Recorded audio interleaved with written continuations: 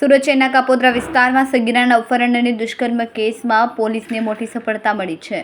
વર્ષ 2025ના 14 જુલાઈના રોજ આરોપી આકાશકુમાર નિશાદ સગીરાને લગ્નની લાલચ આપીને અપહરણ કરીને ફરાર થઈ ગયો હતો.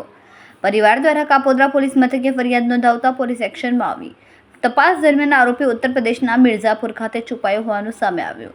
મહત્વની વાત એ છે કે મિર્ઝાપુરનો વિસ્તાર અત્યંત સંવેદનશીલ માનવામાં આવે છે, જ્યાં અગાઉ તપાસ માટે ગયેલી પોલીસ ટીમો પણ હુમલાનું ઘટનાનું બની ચૂકી છે.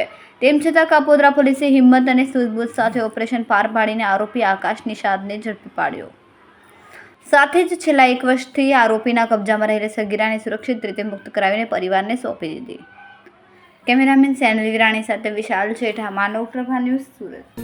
અમારા વિડીયોની નવી અપડેટ મેળવવા માટે સબસ્ક્રાઇબ કરો માનવ પ્રભા ન્યૂઝ ચેનલને. બેલ આઇકન ક્લિક કરો લેટેસ્ટ વિડીયો સૌથી પહેલા મેળવવા માટે.